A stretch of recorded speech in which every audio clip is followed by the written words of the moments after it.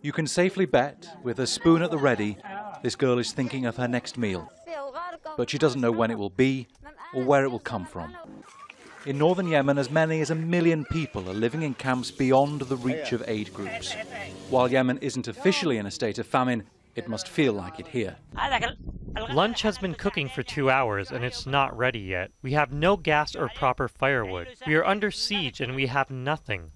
Some of these camps have been here for 4 years, sprouting up as people escaped fighting in towns that fell under Houthi control. I don't go to school because my father has no money to buy us books and pens. When I see girls come from school, I get jealous. I want to be a doctor. Aid agencies say a combination of armed groups, checkpoints, airstrikes and bureaucracy often make it impossible to reach these people. We appeal again to the international and humanitarian organizations to respond rapidly to the displaced people and the affected communities, many of whom sleep on the ground out in the open, with no shelter from the summer heat or the cold of the winter. Today's only meal is a plate of plain boiled rice between the family. Some days there's not even this.